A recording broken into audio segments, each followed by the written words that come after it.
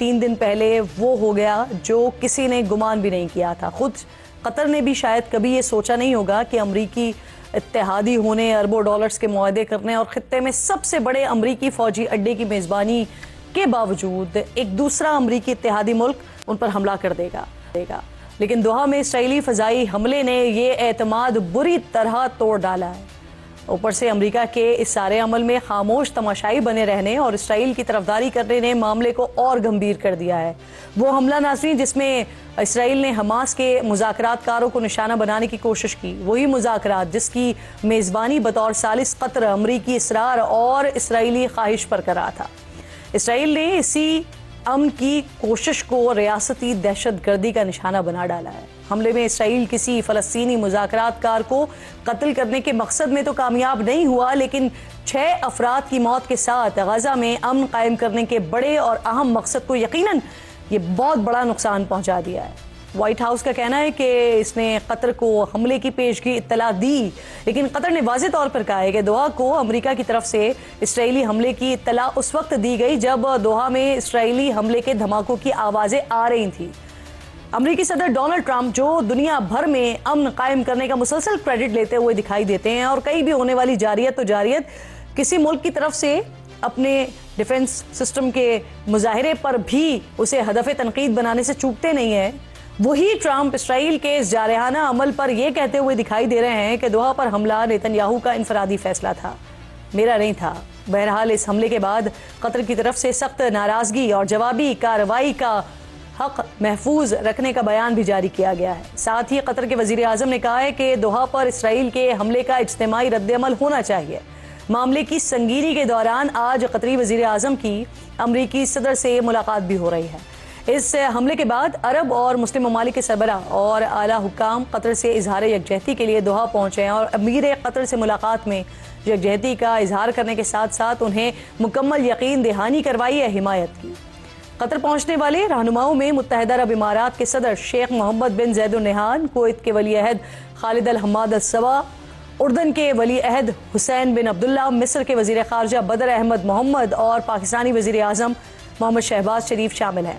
دوسری طرف ناظرین، آج متحدہ عرب امارات نے اسرائیل کو دبئی ایئر شو میں شرکت کرنے سے روک دیا ہے، جبکہ سنگین معاملے کے بعد قطر نے اتوار کو عرب اسلامی ممالک کا سربراہی اجلاس بھی بلا لیا ہے۔ آج اقوام متحدہ کی سلامتی کونسل اجلاس میں قطر پر اسرائیلی حملے کی مذمت کرتے ہوئے کشیدگی میں کمی پر زور دیا گیا ہے۔ پاکستان، الجزائر اور صومالیہ کے مطالبے پر بلائے گئے سلامتی کونسل کے ہنگامی اجلاس کی برطانیہ اور فرانس نے بھی حمایت کی ہے، جبکہ تمام جو 15 اراکین ہیں بشمول امریکہ ان کی منظوری سے مذمتی بیان بھی جاری ہوا ہے، لیکن مشترکہ مذمتی بیان میں اسرائیل کا ذکر نہیں کیا گیا۔ البتہ پاکستان نے، قطر نے اور مصر نے اپنی تقاریر میں دوحہ پر اسرائیلی حملے کی نہ صرف شدید مذمت کی ہے بلکہ غزہ میں اسرائیل کی جانب سے فلسطینیوں کی نسل کشی پر بھی آواز اٹھائی ہے، اور یہی وہ بات ہے کہ وہاں موجود اسرائیلی نمائندے کو آگ بگولا کر گئی اور موصوف پاکستانی مندوب سے الجھ پڑے اور اسامہ بن لادن کی ہلاکت کو لے کر پروپیگنڈا کرنے کی کوشش کی، جس پر پاکستانی مندوب نے کہا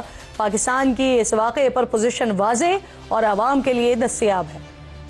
عالمی برادری پاکستان کے دہشت گردی کے خلاف محاذ میں اہم کردار اور قربانیوں سے آگاہ ہے۔ پوری دنیا بشمول ہمارے شراکت دار تسلیم کرتے ہیں کہ القاعدہ کو بڑی حد تک پاکستان کی انسداد دہشت گردی کی کوششوں کی بدولت ہی ختم کیا گیا ہے۔ اصل ریاستی دہشت گردی کا مرتکب وہ ہے جو غزہ اور قابض فلسطینی علاقوں میں دہائیوں سے جارحیت کر رہا ہے۔ قطر نے بھی اسرائیل کی طرف سے دوحہ حملے کو جواز دینے کی کوشش کو یکسر مسترد کرتے ہوئے دنیا کو خبردار کیا ہے کہ اسرائیل کی کارروائیاں خطے کو عدم استحکام کی جانب لے کر جا رہی ہیں۔ کل شیطانی وزیر اعظم نیتن یاہو نے قطر پر حملے کے بعد بھی دھمکیاں دی تھی۔ پاکستان نے اسرائیلی وزیر اعظم کو منہ توڑ جواب تو دے دیا ہے، لیکن نیتن یاہو کا یہ بیان بتا رہا ہے کہ وہ مزید ایسی کارروائیاں کرنے کا ارادہ رکھتا ہے۔ اسرائیلی وزیر اعظم کا یہ انتہا پسند اور دہشت گردانہ ارادہ 3 ماہ پہلے ایران پر ہونے والے اس حملے کی کڑی سے جڑتا ہے جب 13 جون کو اسرائیل نے تہران پر حملہ کر کے ایرانی مسلح افواج کے سربراہ اور پاسداران انقلاب کے کمانڈر ان چیف کے علاوہ 6 ایرانی جوہری سائنسدانوں کو بھی شہید کر دیا تھا۔ اس کے ایگزیکٹلی 1 ماہ بعد ہی اسرائیل نے شام میں شدید فضائی حملے کیے اور منگل کو دوحہ پر حملے کے بعد اسرائیلی فورس نے یمن پر فضائی حملے کر کے اب تک 2 درجن سے زائد افراد کو قتل کر دیا ہے۔ जबकि लेबनान के खिलाफ भी इसराइली कार्रवाइयां कई अरसे से जारी हैं। BBC उर्दू के मुताबिक बाद सोशल मीडिया सार्फिन इस खदशे का इजहार कर रहे हैं कि इसराइल का अगला हदफ मिस्र, सऊदी अरब और तुर्की भी हो सकता है। इस अंदाजे की वजह यह है कि हमास की सियासी क़यादत कतर में मुकीम है, जबकि हमास के रहनुमा मुज़ाकरात और मुलाकातों के लिए तुर्की, सऊदी अरब, मिस्र और उर्दन के दौरे करते रहते हैं। मिस्री अपोजिशन रहनुमा तारिक हबीब का कहना है कि रियाज और काहिरा पर भी हमला हो सकता है। अब ये इसराइल के लिए बहुत आसान। कल पाकिस्तानी वज़ीर दिफा ख्वाजा आसिफ ने भी कहा कि कतर पर हमले से मुताल्लिक अमरीकी सदर डोनाल्ड ट्रंप की नाराज़ी काफ़ी नहीं है, ये मसला मुस्लिम उम्मा को हल करना पड़ेगा, क्योंकि अगर ये सिलसिला यूं ही चलता रहा तो फिर सबकी बारी आई। ख्वाजा आसिफ कतर में अमेरिका के सबसे बड़े फौजी अड्डे का जिक्र भी कर रहे हैं। आपको भी ज़रा उस दौरे का रिकैप करवा देते हैं ना कि किस तरह 14 मई को 20 साल में पहली मरतबा किसी अमरीकी सदर के दोहा पहुंचने पर किस शानदार तरीके से इस्तकबाल किया गया था। इसी दौरे में अमेरिका और कतर के दरमियान 200 अरब डॉलर से ज़ायद के तजारती और दिफाई मुआहदे हुए थे। कतर ने अमरीकी सदर डोनाल्ड ट्रंप को इसी दौरे में 40 करोड़ डॉलर के लग्जरी जहाज का इंतहाई महंगा और तारीखी तोहफा भी दिया था। ये वही कतर है नाज़रीन जहां अमेरिका का सबसे बड़ा फौजी अड्डा है, जहां 10,000 अमरीकी फौजी आज भी मौजूद हैं। ऑस्ट्रेलवी मीडिया के मुताबिक दोहा में जिस मकाम को इसराइली फ़ज़ाइया ने निशाना बनाया है वो दोहा में मौजूद अमरीकी अल-उदैद एयरबेस से सिर्फ 30 किलोमीटर के फासले पर था। इसी अमरीकी बेस और आसपास के इलाकों में अमरीकी दिफाई सिस्टम पैट्रियट भी नस्ब है, जो एक लॉन्ग रेंज दिफाई मिसाइल सिस्टम है। इसी दिफाई सिस्टम या शील्ड ने 3 माह पहले ईरान की तरफ से आने वाले मिसाइल्स को कामयाबी से तबाह किया था।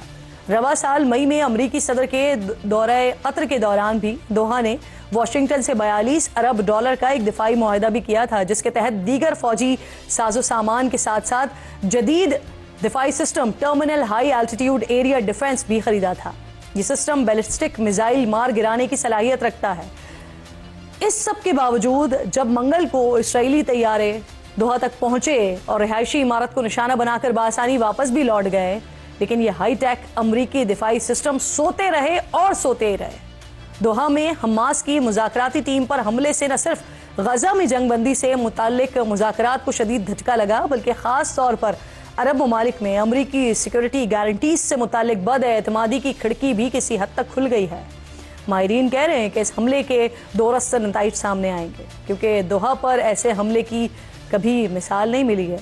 सफ़े अव्वल किए अमरीकी अखबार में तज्जियाकार लिख रहे हैं कि इसराइल के मशरिक़ वुस्ता में फैलते हुए जंगी और जारहाना अज़ाइम खित्ते की क़यादत को अमरीकी सिक्योरिटी गारंटीज पर नज़रसानी करने के लिए मजबूर कर रहे हैं, और हर तरफ से ये खदशा भी किसी हद तक अब पिनप रहा है कि इसराइल का इस जारहियत का अगला हदफ कौन होगा। इसराइल और अमरीका के मुस्लिम दुनिया से मुतालिक मुतासिबाना रवैये को देखकर यही याद आता है कि यहूदी और नसारा कभी तुम्हारे दोस्त हो सकते हैं।